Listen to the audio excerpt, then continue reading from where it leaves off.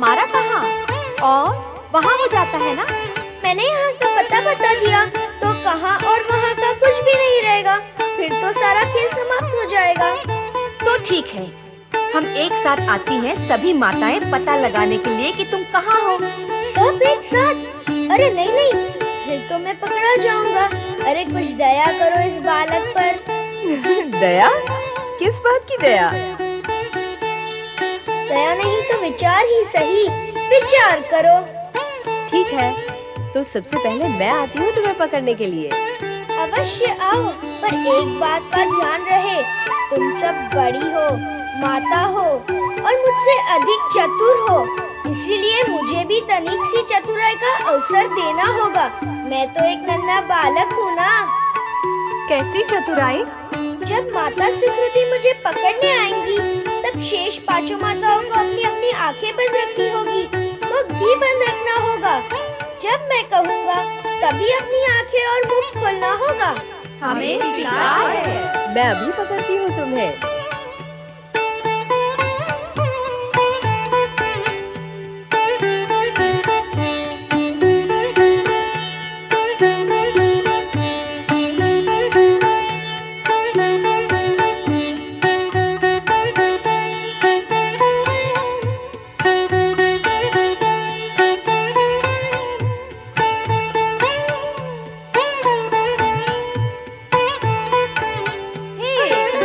नहीं नहीं, तय हुआ था कि तुम सब अपनी आंखें और मुंह बंद रखोगी।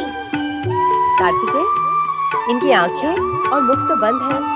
इन्होंने तो अपने हाथों से काम लिया है। मैं नहीं खेलता, तुमने छल किया है। क्या माँ भी कभी अपने पुत्र से छल करती है? तो क्या पुत्र अपनी माँ से छल करता है? पुत्र फिर भी कर सकता है, पर माता कभी भी पुत्र के साथ। नारायण नारायण।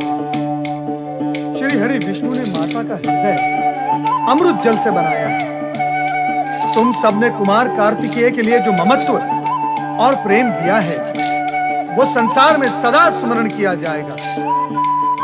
उसकी प्रशंसा में न वाणी समर्थ है न शब्द पर्याप्त। इसमें अनोखी अथवा नई बात क्या है देवर्षि? माता तो सदा से ही पुत्र प्रेम में अपना सर्वस्व त्याग करती आई है। हाँ, अब वो समय आ गया है जब माताएं अपने पुत्र प्रेम में सब कुछ त्याग करने के लिए तैयार हो जाएंगी। आपका अभिप्राय क्या है देवर्षि? मेरा अभिप्राय सुनने से पूर्व आप सभी को अपना मन कठोर करना होगा। हमारे मन में कठोरता क्यों उत्पन्न करना चाहते हैं आप? और कठोरता से पूर्व आशंका उत्पन्न करने की क्या आवश्यकता है? आप स्पष्ट कहते क्यों नहीं देवर्षि? दुविधा क्या है? मैं स्पष्ट कह तो दूं, किंतु आप सुन नहीं पाएंगे। सुख और दुख परिवर्तनशील होते हैं। दुख अधिक समय नहीं रहता और सुख भी समय पाकर जीवन से आहट किए बिना ही निकल जाता है। तो देवर्षि, आप ये कहना चाहते हैं कि अब सुख हमारे जीवन से चला जाएगा? कार्तिकेय का यहाँ से चले जाने का अर्थ यही होता है। कार्तिकेय चला जाएगा? हमें छोड़कर चला जाएगा कार्तिकेय? हम उसके बिना कैसे रहेंगे? पर चला क्यों जाएगा वो? जाएगा कहाँ? मैं ये जानता था कि ये सुनते ही आप सभी के मन में दुख का बवंडर उठ खड़ा होगा। जानते थे तो ऐसा कटु और कठोर सत्य कहने की आवश्यकता भी क्या है? ये सत्य केवल कटु और कठोर ही नहीं, अटल और लोक कल्याणकारी भी है। सुने तो किसका कल्याण है इसमें? सारे जगत का। शिव पुत्र कार्तिकेय का जन्म, तारकासुर के वध एवं शिव भक्ति के प्रचार के लिए हुआ है। ये दोनों कार्य वो नक्षत्र लोक में रहकर नहीं कर सकता, इसीलिए उसका शिवलोक जाना अनिवार्य है।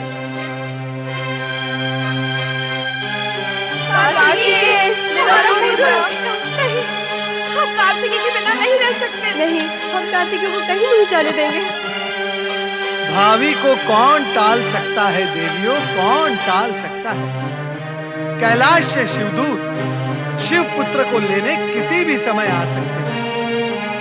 ओम नमः शिवाय। ओम नमः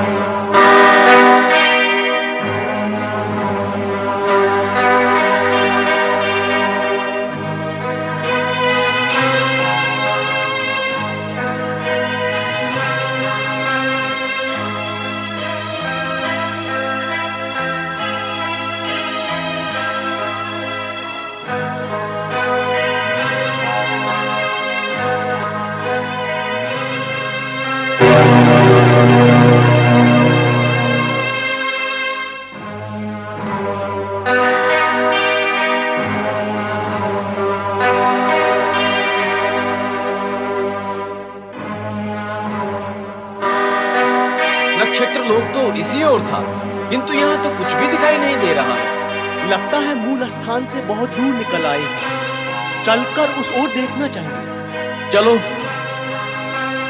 नारायण नारायण नारायण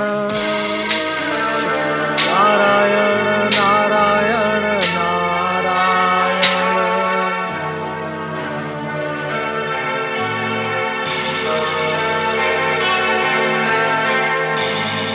ठहरो, हम कहाँ जा रहे हैं? नक्षत्र लोक। और कहाँ? नक्षत्र लोक में क्या अंधकार होता है? वहाँ तो नक्षत्रों का प्रकाश होता है। तो फिर नक्षत्र लोग कहाँ हैं? नंदी और शिवगण कुमार कार्तिकेय को लेने जा रहे हैं, परंतु मार्ग से भटक गए हैं। चलो उसो। अरे अरे अरे अरे, ये तो नक्षत्र लोक की ओर न जाकर विपरीत दिशा में जा रहे हैं। चलो नारद, इन्हें रोकना होगा। हमने नक्षत्र लोक की सारी जगमगाहट लोप कर दी है, फिर भी नंदी और शिवगण इसे खोज रहे हैं। मेरा मन तो आशंकित है कि कहीं देवर्षि की वाणी सत्य सिद्ध हो जाए। नहीं नहीं, हम ऐसा नहीं करेंगे। लगता है किसी मायावी ने माया का प्रसार किया है। नारायण नारायण। नंदी महाराज, ये माया किसी मायावी की नहीं है। ये माया माताओं की है। पुत्र प्रेम में डूबी हुई माता किसी मायावी से कम नहीं होती। देवऋषि, आप यहाँ इस समय? नंदी महाराज, नारद के लिए समय, स्थान, मानव, दानव कोई बाधक नहीं बन सकता। पर देवऋषि, हम इस समय बाधा में पड़े हुए हैं। नंदी, तुम जिस उद्देश्य को लेकर नक्षत्र लोक पहुंचना चाहते हो, उसके समाचार मात्र से वहां शोक व्याप्त हो गया है। नक्षत्र लोक की 6 माताएं व्याकुल अपने पुत्र वियोग को सहन करने की मनस्थिति में नहीं है। इन 6 माताओं ने 10 वर्षों तक कार्तिकेय को अपने पुत्र के भांति पाला, पोसा, प्रेम किया है, और यकायक उस पुत्र को तुम्हें सौंपने में उन्हें कितनी पीड़ा होगी।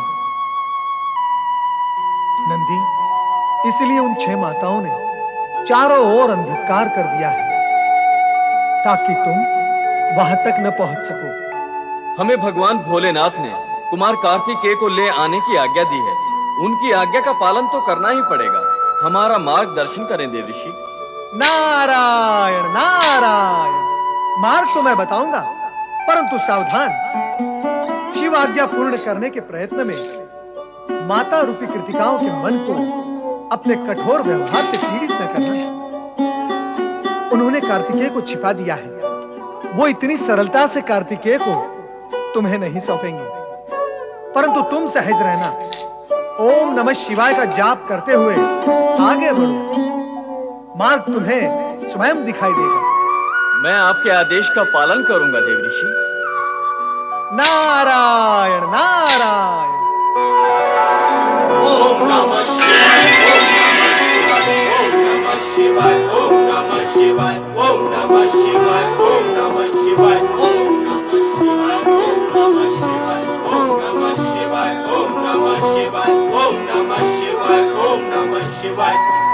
कुमार कार्तिकेय की पालनहार माताओं, शिव भक्त नंदी और शिव गण का प्रणाम। आप सभी कुमार कार्तिकेय की धर्म माताएं हैं। मैं भी आपको माता का सम्मान देते हुए आपसे प्रार्थना करता हूँ कि भगवान शिव की आज्ञा से कुमार कार्तिकेय को लेने आया हूँ। नंदी महाराज, आप शिवाज्ञा के वश में हैं और हम पुत्र प्रेम के वश। हमारा क्या होगा? कुमार कार्तिकेय के बिना हम कैसे रह पाएंगी? हमारे विषय में भगवान शिव और आपने क्या सोचा? पूज्य माताओं, सोचने का कार्य तो वर्तमान स्थिति में आप ही को करना है। तारकासुर के अत्याचार से तीनों लोग त्राही माम पुकार रहे हैं। उसका वध केवल शिव पुत्र कुमार कार्तिकेय के हाथों ही हो सकता है। फिर माता पार्वती भी तो पुत्र वियोग में व्याकुल हैं। अर्थात हमें ही सबकी चिंता करनी होगी। हमारी चिंता कौन करेगा? सभी की चिंता करेंगे तो जगत में आपका मान बढ़ेगा। आप तो केवल 6 माता हैं। तारकासुर ने न जाने कितनी माताओं को निपुता कर डाला है। अब भी आपने विचार नहीं किया तो न जाने कितनी माताओं को निपुता कर डालेगा और कितने पुत्रों को अनाथ। एक के लिए अनेक का नहीं, अनेक के लिए एक का स्वार्थ बलि चढ़ाना लोक हित में होता है, लोक मान्य भी होता है। मेरा पुत्र, कार्तिकेय। क्यों कुमार, तुम हमें छोड़कर चले जाओगे? हमारे प्रति तुम्हारा प्रेम समाप्त हो जाएगा? क्या हमें छोड़कर जाने में तुम्हारे मन में पीड़ा नहीं होगी? नंदी महाराज ने अभी अभी कहा तो है कि अनेक के लिए एक का त्याग जगत में प्रतिष्ठा पाता है, और मैं जा भी कह रहा हूँ। पुत्र क्या अपनी माता से दूर जाकर भी हृदय से दूर जा सकता है क्या? अरे बुद्धिमानों की तरह बातें करने लगा है तू। एक साथ 6 माताओं की शिक्षा, संस्कार और प्यार मिला है मुझे। कुमार, हम सभी माताएं तुझ पर अपनी सारी ममता न्योछावर कर देंगी, पर तुझे यहाँ से कहीं जाने नहीं देंगी। माँ सोचो तो, इस जगत में ऐसी कौन सी माता होगी जो जगत में व्याप, अनीति, अन्याय और अत्याचार को रोकने से अपने पुत्र को रोकेगी? हमारा पुत्र बुद्धिमान हो गया है, परमार्थ की बातें करता है। परमार्थ के लिए हमें स्वार्थ का त्याग करना ही होगा।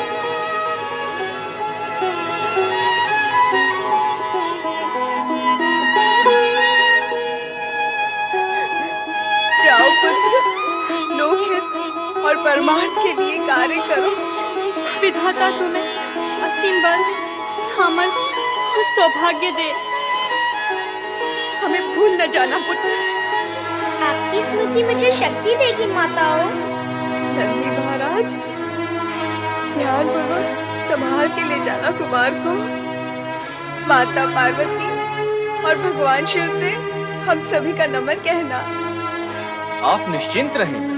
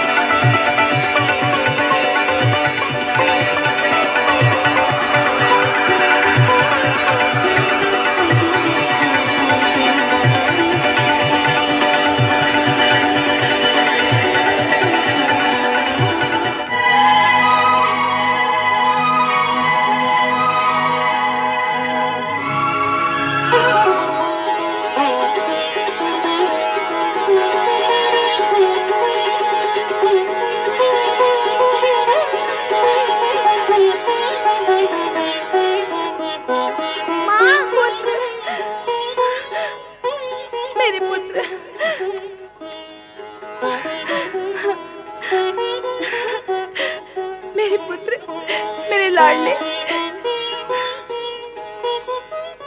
कहाँ था तू अब तक? आया क्यों नहीं अपनी माता के पास? तेरे बिना कितनी सूनी सूनी थी मैं। बोलता क्यों नहीं? आया क्यों नहीं तू?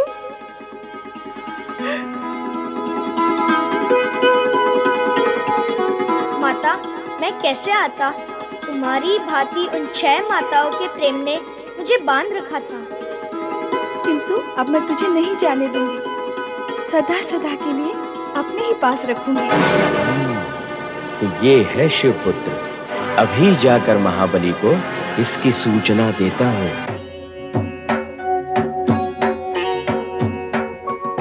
पर ब्रह्म पिता परमेश्वराय नमः।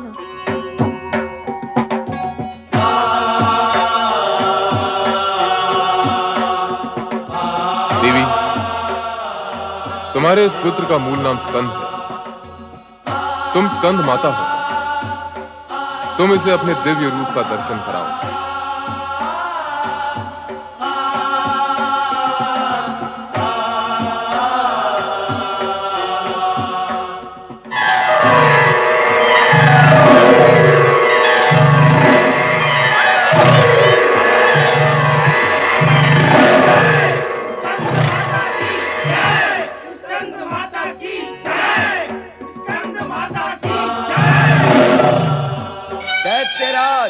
महाबली तारकासुर की जय हो। जय हो। असुर सम्राट महाबली तारकासुर की जय हो। जय हो।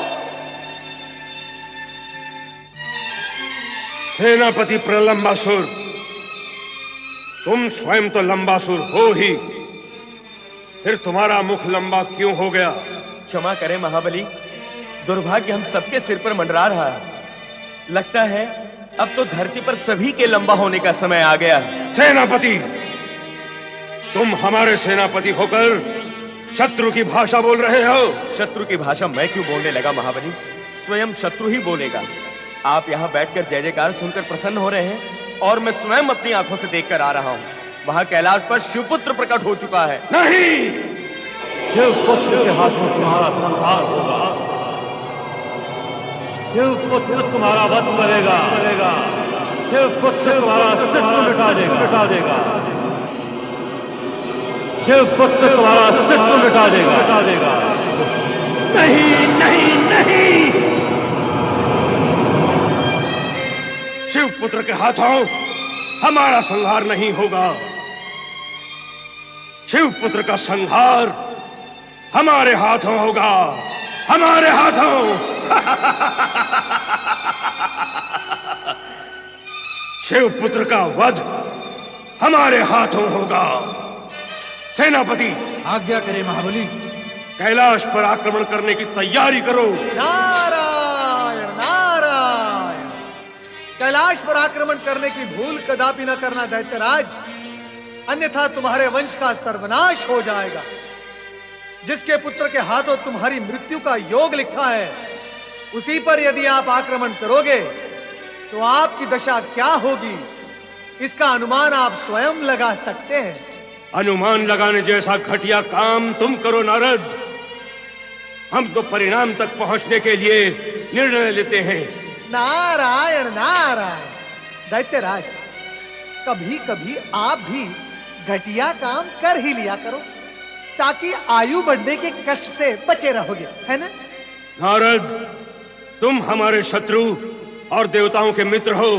महाबली तारकासुर, जिस दिन आप देवता बन जाओगे उसी दिन मैं आपका मित्र बन जाऊंगा। पर मैं ये जानता हूं कि वो दिन कभी नहीं आएगा। नारायण नारायण। कौन सा दिन? वही दिन जिस दिन आप ये समझोगे कि आक्रमण करने से रक्षा नहीं, विनाश ही विनाश होता है। नारद, तुम्हें शब्दों का जाल बुनना आता है, परंतु हमें शब्दों को समझने के लिए अपनी बुद्धि पर बल देना पड़ता है। नारायण नारायण। दैत्यराज, बल डाले नहीं, उन्हें निकाले। क्या कहते हो नारद?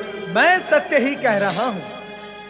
कभी कभी प्राणी की बुद्धि पर बल पड़ जाते हैं, उन्हें समय पर न निकाले जाएं तो जीवन बलहीन हो जाता है।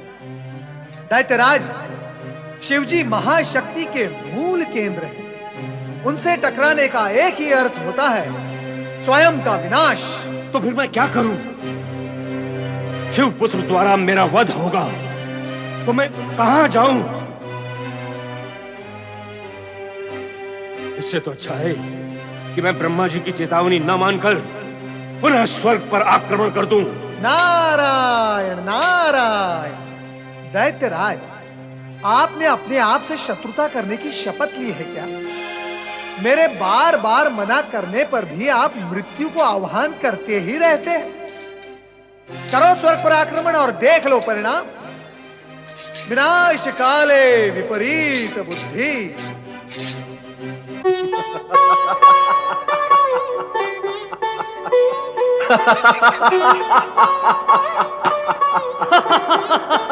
तारकासुर के अब सब तारे डूब जाएंगे। तारकासुर का अंत समय अब समीप आ गया है। हाँ, नंदी कुमार कार्तिकेय को लेकर कैलाश लौट आए हैं। माता पार्वती ने कुमार कार्तिकेय को स्कंद माता का रूप भी दिखा दिया है। अब तारकासुर का वध निश्चित है और हमारी चिंताओं का भी अंत हुआ ही समझो। तो अब तारकासुर से सदा सदा के लिए हमें मुक्ति मिल जाएगी। हाँ, तत्पश्चात हमें स्वर्ग लोक से भागकर इधर उधर भटकना नहीं पड़ेगा। नारायण नारायण नारायण, श्रीमन नारायण नारायण नारायण। पधारे देवर्षि, आपका स्वागत है। कहिए, क्या समाचार हैं अन्य लोगों के? नारायण नारायण। देवराज इंद्र, आप अन्य लोगों की चिंता करना छोड़ दें और केवल अपने ये इंद्रासन और स्वर्गलोक की चिंता करें तो उचित होगा। इंद्रासन, स्वर्गलोक?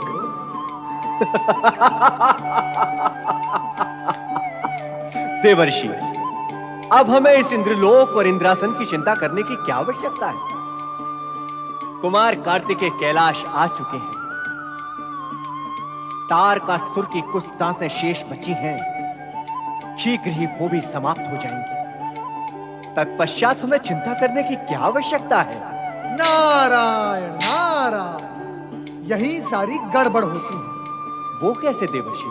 देवराज, हम नीति और नियम को स्वार्थ के नीचे रख देते हैं। जब ऐसा होता है हमें कष्ट होता है, और जब हम नीति और नियम को स्वार्थ के ऊपर रखते हैं तो कष्ट हमसे दूर भागने लगता है। आपका अभिप्राय क्या है? मेरा अभिप्राय वही है जो आपका नहीं है।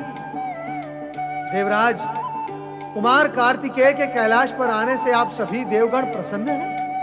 क्यों प्रसन्न हैं आप? आप सब कुछ जानते हुए भी इतने अज्ञानी क्यों बन रहे हैं देवर्षि? क्या आपको ज्ञात नहीं है कि शिवपुत्र द्वारा ही तारकासुर का वध होगा? देवराज, कुमार कार्तिकेय को तारकासुर तक कौन ले जाएगा? कौन कहेगा कुमार कार्तिकेय से कि वे तारकासुर का वध करें? क्या शत्रुता है उनकी तारकासुर से? क्यों करेंगे वे तारकासुर का वध देवराज, क्यों?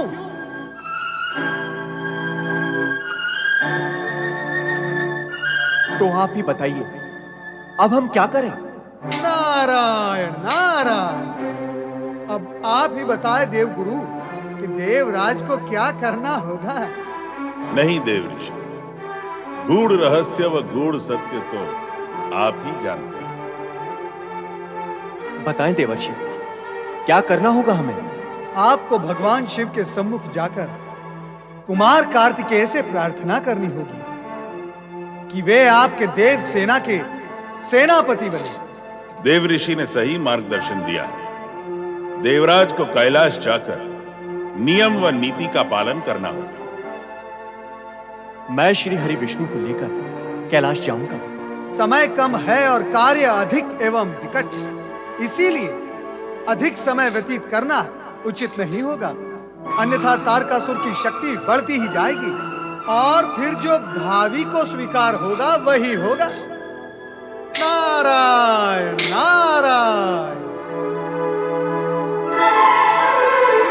देवर्षि, मैं आपका संकेत समझ गया। मैं यथाशीघ्र श्री हरि विष्णु के पास पहुंच रहा हूं।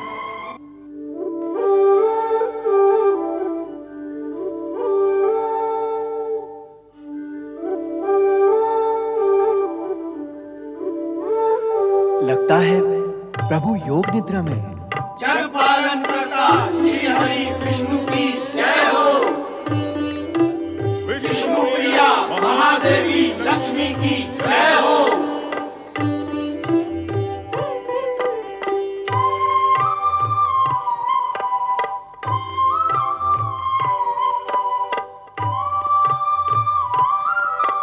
देवराजेंद्र, आप देवगण और गुरु बृहस्पति के साथ पधारे हैं।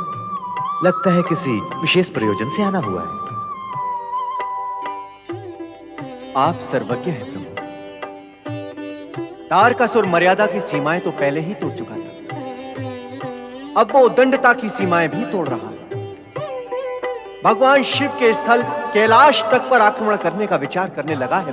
अब तो ब्रह्मदेव की चेतावनी की अवहेलना कर वह पुनः स्वर्ग पर आक्रमण करने की तैयारियां कर रहा है। वो त्रिलोक विजयी होना चाहता है प्रभु, इसका कोई उपाय करें। आप सभी निश्चिंत हो जाएं। तारकासुर का अंत अब समीप है। आप सभी को विदित होगा कि शिवपुत्र कार्तिकेय कैलाश पर पहुंच चुका है। हाँ भगवान, कुमार कार्तिकेय कैलाश पर तो पहुंच गए, परंतु उन्हें तारकासुर के सम्मुख भी तो पहुंचाना होगा। इसके लिए कुमार कार्तिकेय को देवसेना का सेनापति बनाना होगा। क्या वे इस कार्य के लिए तैयार होंगे?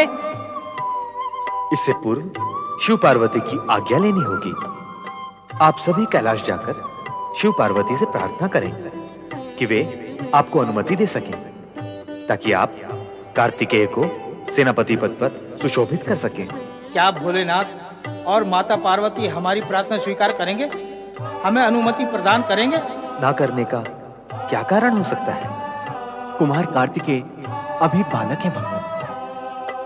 माता पिता का पुत्र प्रेम मार्ग में बाधक भी तो हो सकता है। अवश्य हो सकता है, परंतु बाधा के अतिरिक्त महेश्वर उस सत्य से भी परिचित हैं जो भविष्य में घटित होने वाला है। प्रभु, आपसे विनम्र प्रार्थना है कि देवगण के हित का विचार कर आप भी हमारे साथ कैलाश चलें। आपकी अति कृपा होगी। हम सब आपके नेतृत्व में ही कैलाश जाएंगे, तो सफलता की अधिक संभावना रहेगी। हम सभी देवगण की यही इच्छा है श्री हरि। आप सभी की यही इच्छा है तो मैं सहज कैलाश चलने के लिए तैयार हूं। वर्षों पश्चात शिव पार्वती का अपने पुत्र से मिलन हुआ है। वे अपने पुत्र के प्रेम में निमग्न होंगे। अब ऐसे में उनसे उनके पुत्र को सेनापति बनाकर युद्ध में भेजने व तारकासुर का वध करने के लिए कहना तर्क संगत तो नहीं लगता, परंतु समय की आवश्यकता के अनुसार यह ठीक भी है। चलो चलें कैलाश। हर हर महादेव।